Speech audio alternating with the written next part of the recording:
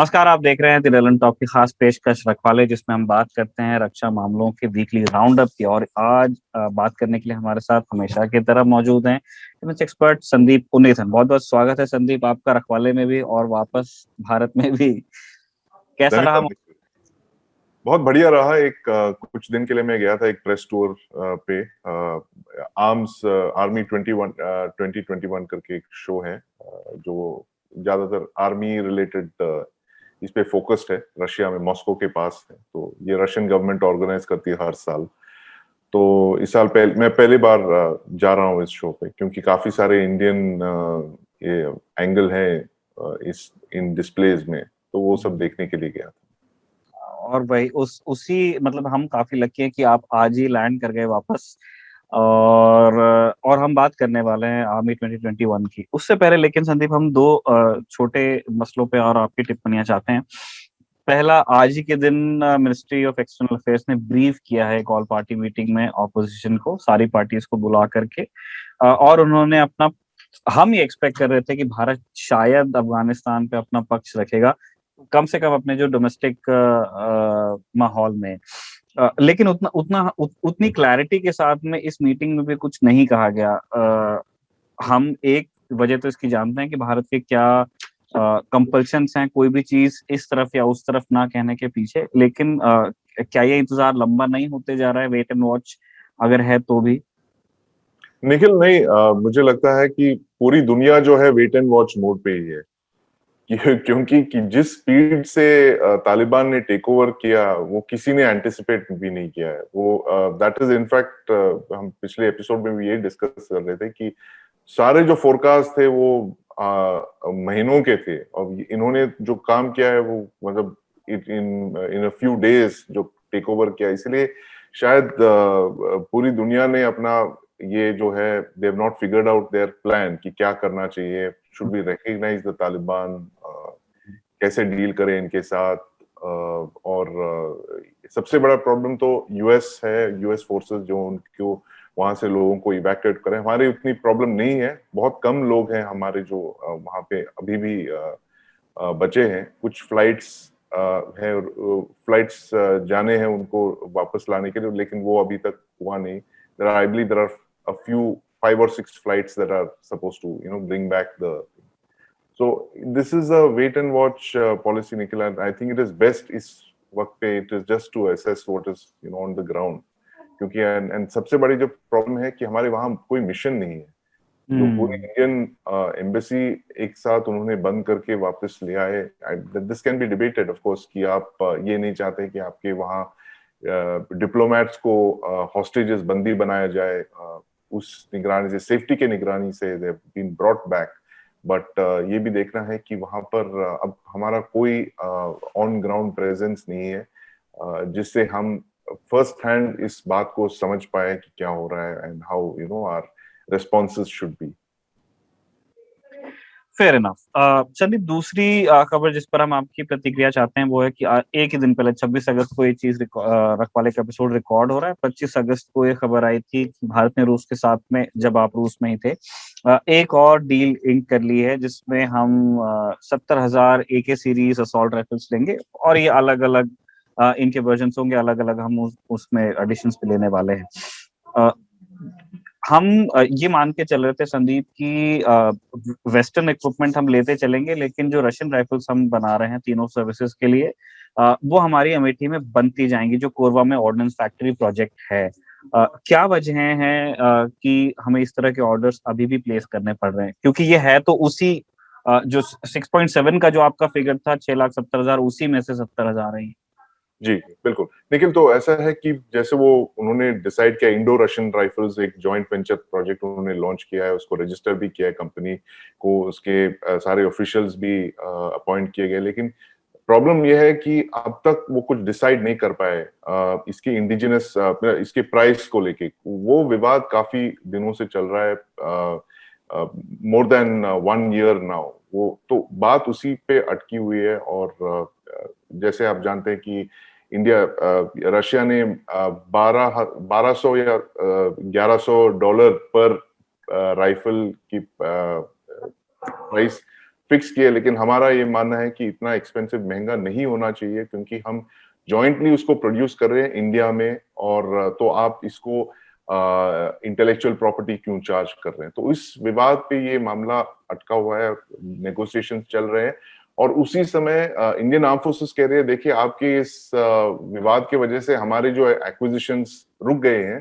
तो आप नेगोशिएट करते रहिए, लेकिन हमें एक ऑफ द शेल्फ प्लीज आप परचेस करके दे दीजिए। छोटे एक रिक्वायरमेंट है 70,000 की, जो अर्जेंट, जो कहते हैं अर्जेंट इमीडिएट ऑपरेशनल रिक्वायरमेंट, जो इंडियन आर्मी के फ्रंटलाइन यूनिट्स के लिए, ताकि वो एक they get used to this weapon also, कि जब आप इंडक्ट करते हैं इसे, काफी सारे आप रिक्वायरमेंट्स भी आपको पता चलते हैं, क्या साइट्स फिट करने हैं इस पे, what are the when it's deployed in the field, that's a different requirement. In fact ये तो बहुत पहले ही करना चाहिए था, जब हमने इंडिकेट किया कि हमें ये राइफल्स चाहिए, कि दिस AK-47 AK-203 जो है, it will be the standard rifle in the present and future. तो जब ये डिसाइड किया था, we should have already inducted small number field trials वगैरह, with inducted with the army. और जो आप सवाल पूछ रहे थे कि वेस्टर्न और ईस्टर्न का जो मामला कैसे फिट होता है, ये दो अलग कैलिबर के वेपन्स हैं।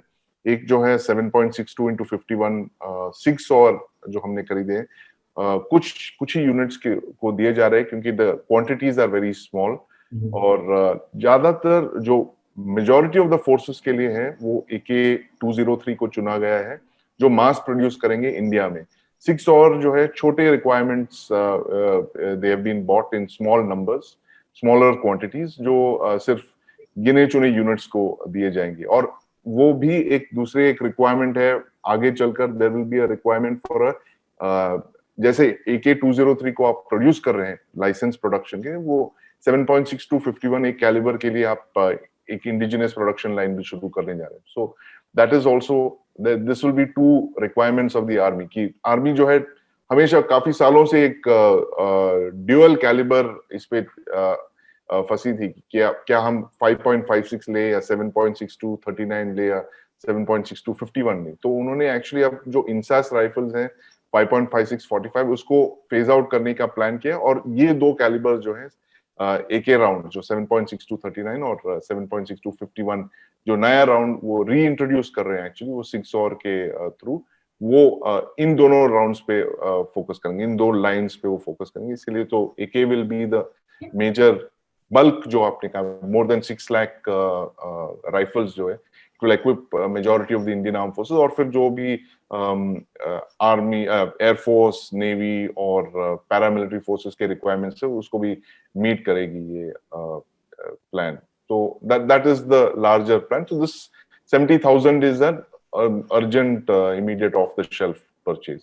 6 और वाला, ये 72+72 उन्होंने वहां किया था, 72,000 + 72,000, अब वो 70,000 वो AKs भी चाह रहे हैं। संदीप, आप बता रहे थे कि इस बारे में थोड़ा पहले विचार कर लेना चाहिए था, कि आप कुछ फॉर्मेशंस को वेपन दे देते और फिर उनका फीडबैक लेते। उसी में से हम उसी को थोड़ा सा चाहते हैं कि आप और इलैबोरेट करें, सिंस कोई भी इक्विपमेंट या वेपन या सिस्टम लेने से पहले एज पर GSQR उसके ट्रायल्स होते ही हैं, और उसके बाद ही फिर the zero on the product और सिस्टम और वेपन। लेकिन आप कह रहे हैं कि उसके बाद भी आपको कुछ फॉर्मेशंस को देना चाहिए था एक असल एनवायरनमेंट में, कि कैसे परफॉर्म करती हैं। क्या आप थोड़ा सा और इलैबोरेट कर सकते हैं कि कैसे फीडबैक्स जाते हैं, और क्या इतने एडवांस स्टेजेस पे भी जो फैक्ट्रीज होती हैं वो ट्वीक करती हैं प्रोडक्ट? हाँ बिल्कुल निखिल, जैसे मेन जो चीज है इन नए राइफल्स के, जो पहली बार जो है इंडियन आर्मी ऐसे राइफल्स एक्वायर कर रही है जिसपे पिकेटिनी रेल्स फैक्ट्री फिटेड आ रहे हैं। इसका मतलब है कि आप इन पिकेटिनी रेल का मतलब है उस राइफल के ऊपर एक स्टैंडर्ड यूनिवर्सल माउंट है, जिसपे आप तरह तरह के ऑप्टिक्स फिट कर सकते हैं, वेपन साइट्स फिट कर सकते हैं। तो इस तरह के काफी कुछ मॉडिफिकेशंस हैं। और AK-203 के मामले में समझता हूं कि अगर वो एक लिमिटेड बैच को इंट्रोड्यूस करके they could have indicated new features, कि इंडियन आर्मी को जो चाहिए थे, कुछ यूनिक रिक्वायरमेंट्स होंगे या हो सकते हैं, that can actually be introduced into this production line, Amethi की जो फैक्ट्री में जो बनाने वाले हैं।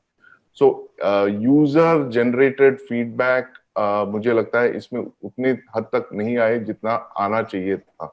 It was negotiated like any other deal, but there are issues, जैसे कि 6 और के आने के बाद भी कुछ छोटे छोटे इश्यूज आ रहे हैं कि साइट्स लगाने में टाइम लगा उसके ऊपर, साइट्स लगाने में टाइम हुए, और फिर you know that there is one school of thought कि ये जो वेपन्स, वेस्टर्न वेपन्स जो बना रहे हैं, they are basically made for troops who are using gloves. तो हमारे यहाँ पे ग्लव्स यूज नहीं करते हैं, तो उसके जो रेल्स हैं काफी they are not easy to hold hand पे, क्योंकि वो रेल का एक ये होता है हाथ पे, इट्स नॉट एर्गोनॉमिक, इसीलिए कुछ और हैंड गार्ड्स खरीदने पड़ते हैं. तो इस तरह की जो छोटे छोटे मॉडिफिकेशंस हैं, that can also be considered when these trials are on. तो ये हमें पता चल रहा है अब सिग की जब फील्ड ट्रायल्स हो रहे हैं, मतलब it is now been inducted in a large scale, 70,000 plus जो नंबर्स आए, तो उससे बहुत सारे ऐसे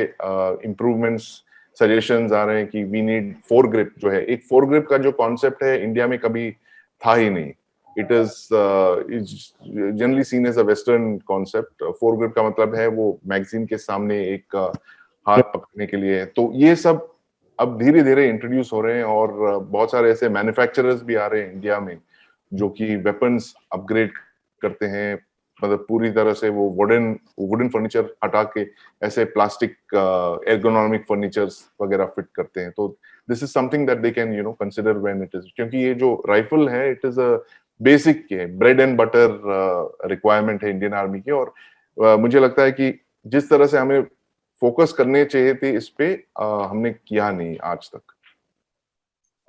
संदीप, वी हैव लर्न कि अभी अमेठी में, कोरबा में जो वो एक्चुअली होस्ट कर रहे हैं इंडो रशियन राइफल्स को वहां पे, और उन्होंने कहा है कि वो प्राइस में वेरिएशन पे लेके उनको दिक्कत है कि इंडिया ने कहा है कि आप शुरू के कुछ राइफल जरूर आप महंगे रेट पे दे सकते हैं, लेकिन बाद में आपको जरूर उनका रेट कम करना है, और ये नेगोशिएशन शायद अभी तक के अपने कंक्लूजन तक के पहुंचे नहीं, तो अभी कुछ वक्त है. क्या ये पॉसिबल है कि अभी अगर फॉर्मेशंस को राइफल्स मिलती हैं 6 या 8 महीने में, अमेठी में तो अभी बनने में समय है, तो वहां से फीडबैक हम वहां फीड कर सके? जैसे 6 हॉर्स तो बिल्कुल वो कंटेनर में आती है, आप उसमें ज्यादा कुछ कर नहीं सकते अनलेस यू बाय समथिंग, या फिर आप इंडिया में किसी को कमीशन करो कि आप इनमें कुछ करो, लेकिन यहाँ पे आपके पास फैक्ट्री होने वाला है. क्या वो पॉसिबल होगा अभी, या फिर चीजें बहुत स्टिफ हो गई हैं, या फिर है एक विगल रूम है?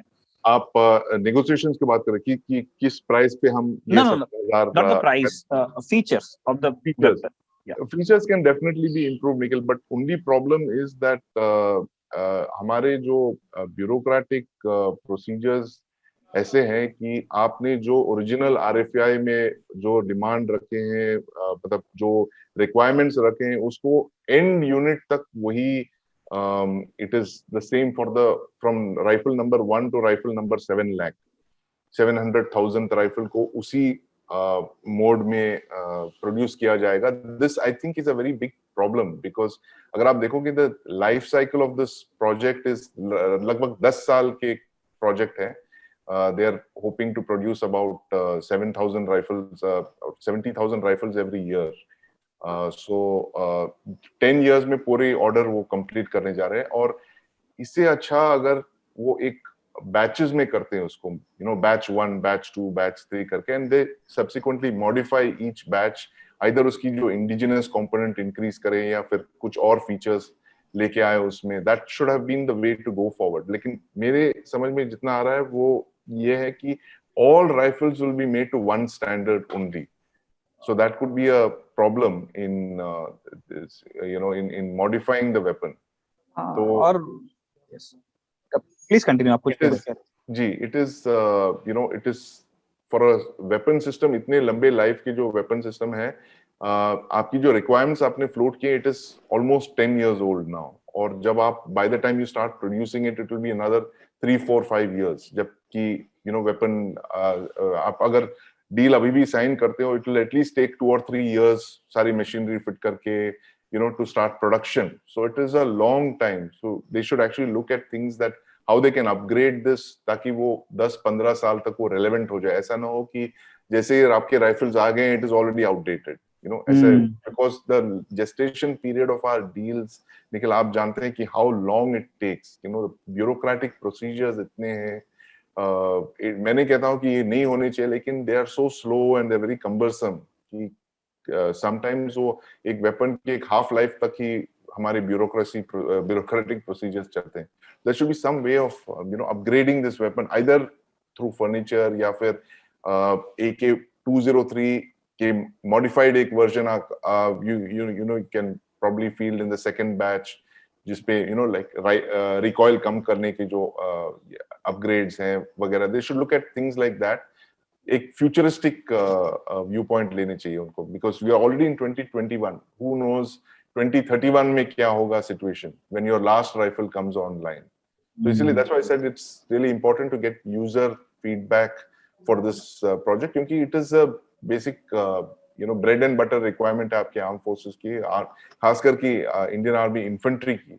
So it is important that you give the infantry soldier the best available rifle, जो भी आपने decide किया है at whatever cost, but it should be one that will hold for 10, 20, 30 years, whatever. ठीक है, on that note Sandeep हम चलते हैं वो मॉस्को, जहां से आप आज ही वापस आए हैं। 7वां संस्करण हुआ था वहां पे, 7th international military take forums के नाम से रूस ने पिछले 6 सालों से कर रहे हैं। ये 7वां संस्करण है, जिसको इस साल कहा गया आर्मी 2021। पहली चीज तो यही हम पूछना चाहते हैं कि कोविड के बाद शायद आपका पहला ये है कोई डिफेंस एक्सपो ये? बिल्कुल, पहली बार, in fact it was my first overseas visit also. Sir, पहला प्रश्न तो हमारा यही है कि रूस अलग अलग डिफ एक्सपोज करता रहता है रेगुलरली। कुछ समय पहले मैक्स पे हुआ था, अब उन्होंने आर्मी 2021 किया है। ये डिफ एक्सपो किस मामले में अलग या यूनिक है? लेकिन ये this is the first defence expo in Russia, army focused, ये आर्मी 2021 आफ्टर द पैंडेमिक। और ये बहुत ही इम्प्रेसिव इवेंट है, मॉस्को के बाहर उसको ऑर्गेनाइज किया जाता है। और ये एक तरह से एक शो विंडो है रशियन मिलिट्री इंडस्ट्रियल कॉम्प्लेक्स के लिए। और रशिया की जो खास करके जो आर्मी और आर्मी एविएशन रिलेटेड प्रोडक्ट्स हैं, एविएशन भी है, फाइटर, ये वो सारा इस शो पे डिस्प्ले किया जाता है। जो भी मॉडिफिकेशंस है, उनके अपग्रेड्स, नए प्रोडक्ट्स वगैरह, उसको डिस्प्ले किया जाता है। और मेरी इस डिफ एक्सपो में ये फोकस था कि जो 3 प्रोडक्ट्स हम लेने जा रहे हैं रशिया से, वो इसके हाइलाइट्स हैं। और ये हमारे आगे चल के हमारे कवरेज के भी हाइलाइट्स होंगे। जो 3 प्रोडक्ट्स हैं, ये कामोव 226, उसकी एक मॉडिफाइड वेरिएंट रशिया ने ऑफर किया है, जिसको हम लाइसेंस प्रोड्यूस करने जा रहे हैं। AK-203 तो है ही। और तीसरे प्रोडक्ट एक बहुत ही इंटरेस्टिंग लाइट टैंक है, जिसका नाम स्प्रूट है जी। जो आर्मी ने काफी इंटरेस्ट दिखाया है इसको एक्वायर करने में, खास करके लद्दाख के स्टैंड ऑफ के बाद। तो ये मैं पहली बार इन तीनों प्रोडक्ट्स को देख रहा हूँ। एक्चुअली 2 ऑफ देम, 203 में पहले देख चुका हूँ, लेकिन स्प्रूट लाइट टैंक और कामोव 226 पहली बार देख रहा था। और I was speaking to the builders, developers, designers, इनके यूनिक फीचर्स के बारे में। So this was the high point of the exhibition for me. ठीक है, और हम भी मतलब डिफ एक्सपो के इंडिया एंगल पे ही बात करना चाहते हैं जो वहां पे हुआ है। लेकिन शुरुआत हम करना चाहते हैं डीआरडीओ के स्टॉल से। हमें बताया गया है कि डीआरडीओ ने भी वहां पे एक स्टॉल लगाया था। डीआरडीओ क्या क्या लेके गया था वहां पे और कैसा रिस्पांस मिला है संदीप से? लेकिन डीआरडीओ ने कोई स्टैटिक डिस्प्लेस नहीं किए थे। It was more like a platform for interacting with Russian industry, Russian media को ये बताने के लिए कि आत्मनिर्भर भारत के बारे में कुछ जानकारी देने के लिए। So it was more of a platform rather than a weapon display, exhibition for DRDO. तो वहां पे बहुत सारे मीटिंग्स हुए। और इंडिया और रशिया का, खास करके डीआरडीओ और रशिया का बहुत क्लोज कोऑपरेशन है काफी सारे एरियाज में। तो ये आत्मनिर्भर भारत के जो प्रोजेक्ट्स हैं, उसको भी वो हाईलाइट कर रहे थे वहां पर। एंटी टैंक मिसाइल्स एक एरिया है जहां पे उन्होंने बहुत अचीवमेंट्स किए indigenization, so that was there. So मैं ये मानता हूँ Nikhil, actually there is now एक रिन्यूड फोकस है इंडियन गवर्नमेंट में कि कैसे हम इंडिजिनाइज करें अपने सारे इक्विपमेंट को, इंडस्ट्रीज को। और रशिया जो है, जैसे कि it is always the number 1 और नंबर 2 डिफेंस सप्लायर, और India for India, and there is a need now to balance ये दोनों रिक्वायरमेंट्स हम कैसे बैलेंस करें, वो एक चिंता का विषय है। और इसीलिए अगर आप देखोगे कि चाहे वो AK-203 हो या फिर कामोव 226 जॉइंट प्रोडक्शन हो, इन दोनों को कैसे हम इंडिया में डेवलप करें, एक प्रोड्यूस करें, या इसकी इंडिजिनाइजेशन कंटेंट कैसे इंक्रीज करें, उस पे ज्यादा फोकस कर रहे हैं। क्योंकि हम ये नहीं चाहते कि हम रशिया को कंप्लीटली शट आउट करें Indian defence industry. They have been a very major part of Indian defence industry for 50 years। तो ब्रह्मोस मॉडल को लेके कैसे हम वर्क करें, what are the other platforms that we can work on, ये ज्यादा focus है इंडियन गवर्नमेंट की। ठीक है संदीप, हम कुछ और क्वेश्चंस पे जाएं उससे पहले हम चाहते हैं कि आप छोटे छोटे कमेंट्स इन पे करें। जो दो प्रोजेक्ट्स पे लेकर के आप बात कर रहे थे, AK-203 पे हम बात कर चुके हैं, K-226 और स्पुट लाइट टैंक्स, इनको लेकर के किस तरह की बातचीत आपकी वहां पे हुई है, और इंडियन साइड जिन नेगोशिएशंस में अभी लगा हुआ है, कितना वक्त लग सकता है इन्हें भारत में बनना शुरू होने?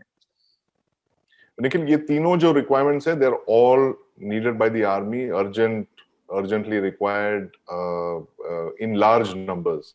सो अब AK-203 के बारे में बात कर लिया हमने, लेकिन Kamov 226T, it's also an old requirement, more than 20 years now, Chetak और चीता हेलीकॉप्टर्स को रिप्लेस करने के लिए। सो दिस वाज 2015 में हमने अनाउंस किया था कि हम इसको रशिया के साथ प्रोड्यूस करेंगे। कामोव 226 एक लाइट यूटिलिटी हेलीकॉप्टर है, जो एक कंपटीशन में काफी सालों से एक कंपटीशन में हिस्सा ले रही थी, लेकिन वो फाइनली उस कॉन्ट्रैक्ट को ही रद्द कर दिया गया, और फिर हमने डिसाइड किया कि हम रशिया के साथ उसको भारत में ही बनाएंगे। तो 2017 में हमने इसको एक इंडो रशियन हेलीकॉप्टर्स नाम के कंपनी को रजिस्टर किया, जिसमें 3 हिस्सेदार हैं। एक HAL है, एक रशियन साइड है जो रोसोब्रोन एक्सपोर्ट है, और एक डिफेंस मिनिस्ट्री है। तो ये कंपनी को रजिस्टर किया है।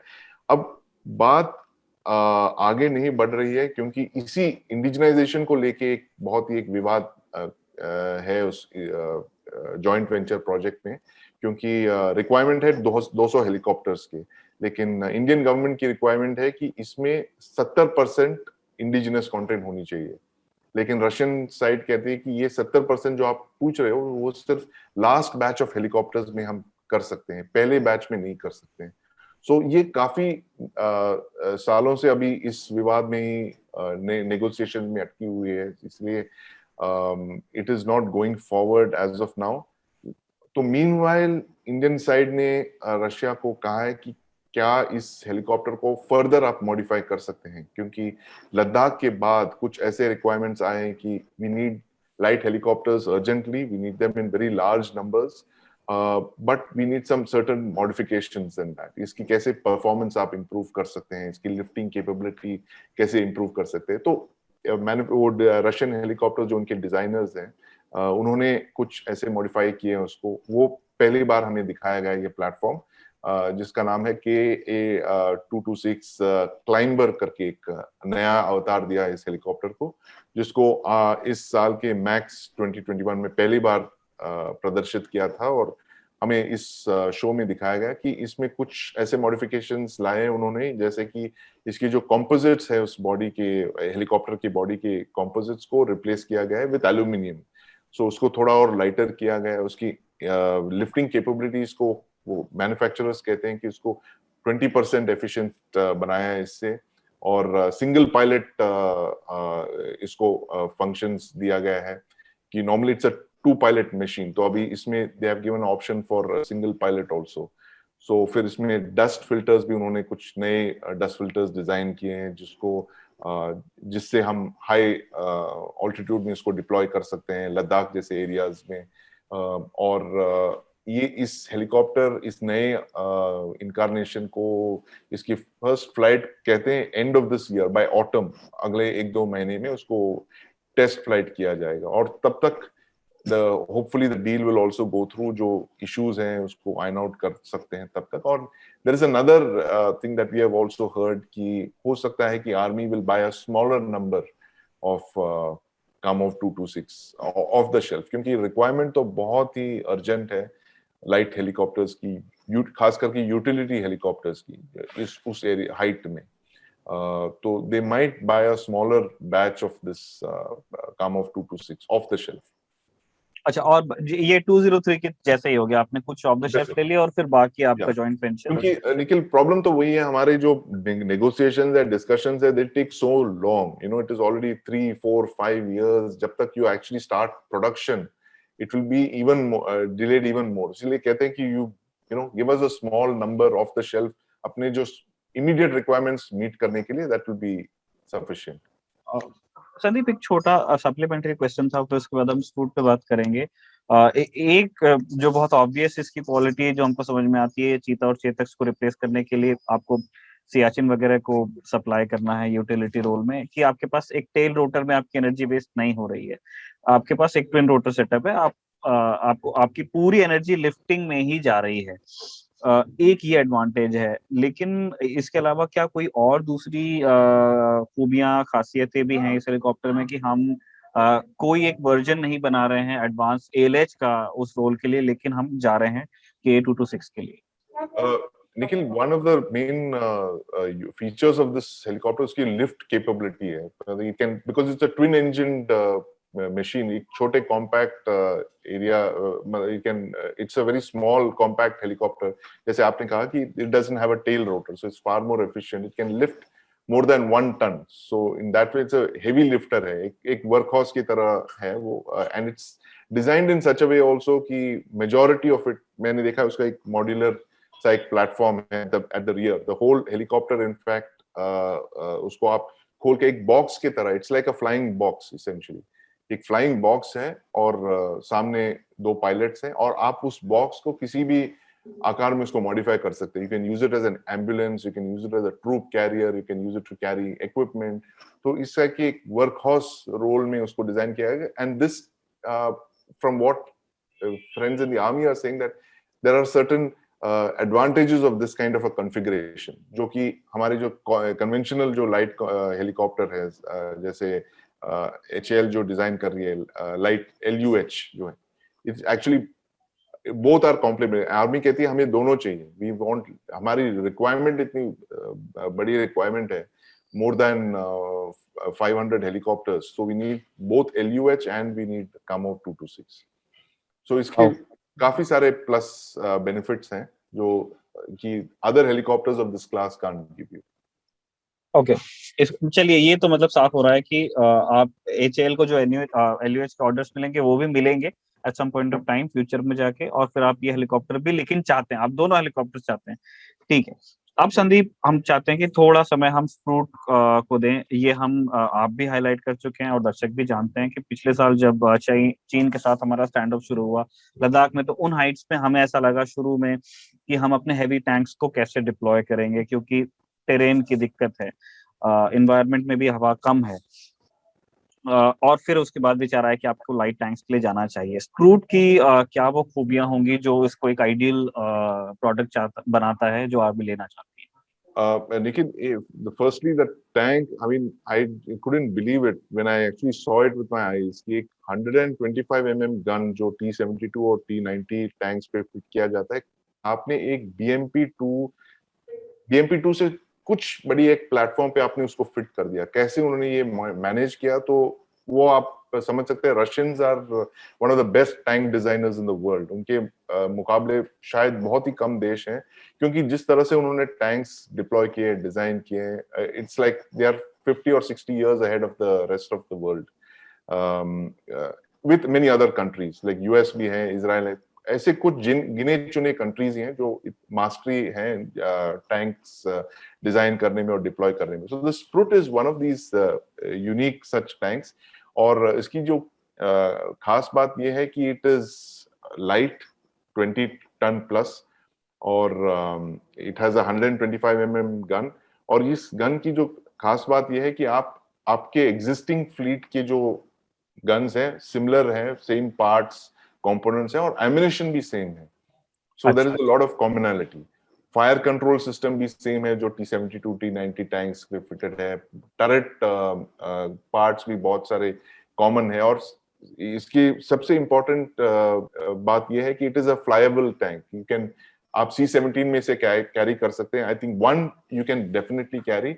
I think 2 you can possibly carry 2 tanks as well. So इसको rapidly आप airlift कर सकते हैं. That is one of the advantages of this. And plus ये एक amphibious tank भी है. अच्छा.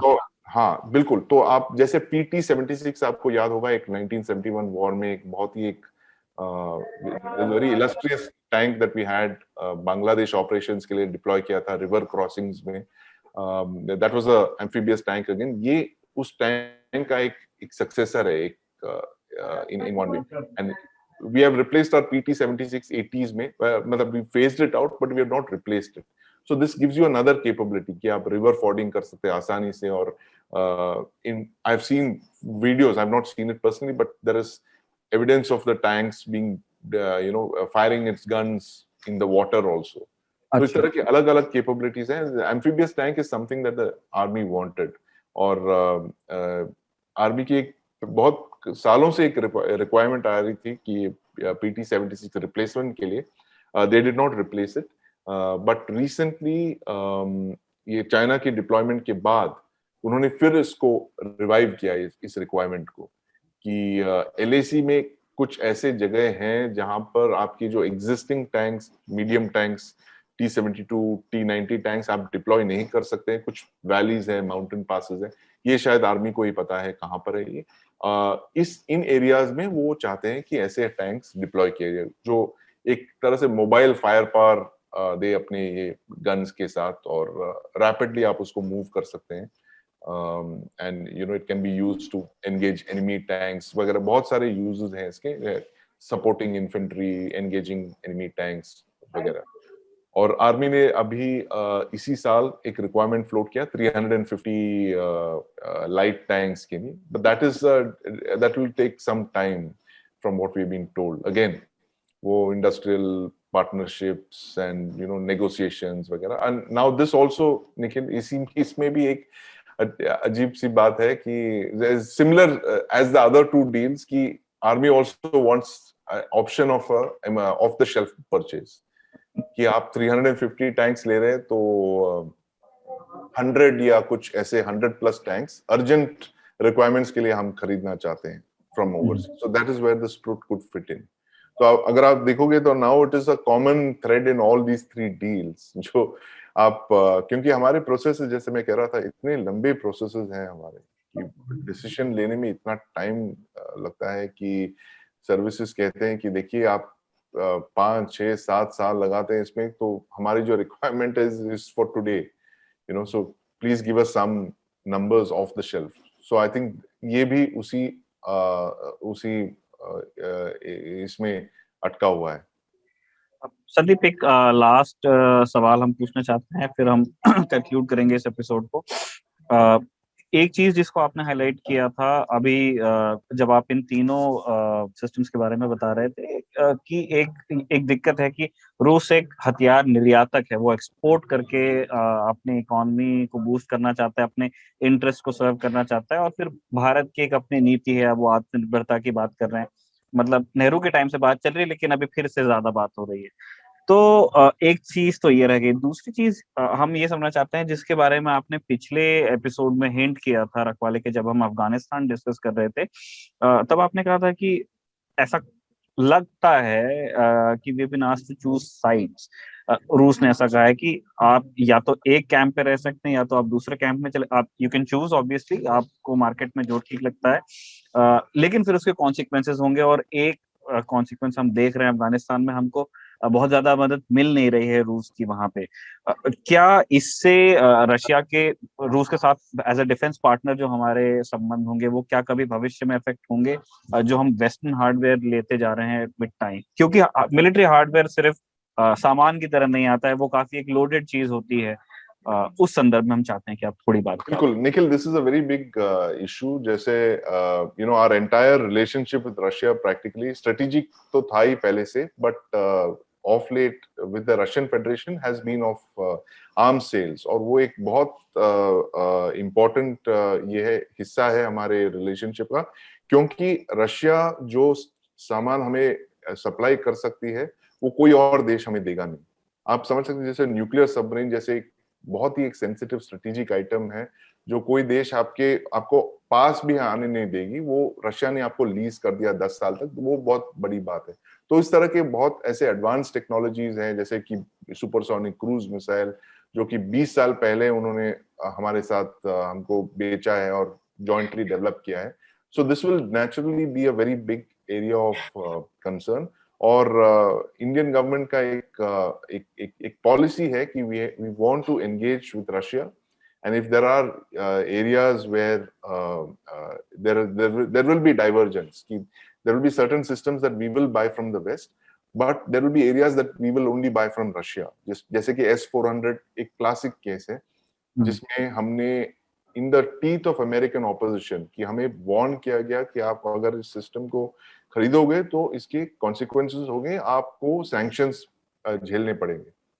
So this is one area that we have gone ahead, and that I think Russia also appreciates. और फिर we have signed the third lease of the Akula submarine, वो 2025-26 तक आ जाएगी. It's being refitted in a Russian yard. So there is a very big attempt on the part of the government to assure the Russians कि there will be Russia will not be out of the Indian market. तो ये joint collaboration actually is one way of doing that.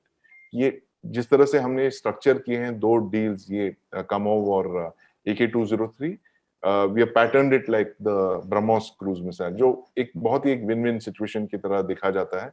So this joint partnership, joint venture, that is one way of assuring कि आप एक तीर से दो निशान achieve कर रहे हैं, कि you are not only doing self sufficiency, indigenisation, but you are also engaging with one of your very key strategic partners. ठीक है, ऑन दैट नोट संदीप, हम रखवाले की इस किस्त को भी कंक्लूड करते हैं। बहुत शुक्रिया आपका। आज सुबह ही आपका वापस देश आना हुआ है, ज्यादा आराम भी नहीं कर पाए, स्टिल आपने हमको टाइम दिया, थैंक यू। और शुक्रिया हमारे दर्शकों का भी, जो रखवाले के तमाम एपिसोड्स देखते हैं, पसंद करते हैं, शेयर करते हैं। Thank you. धन्यवाद।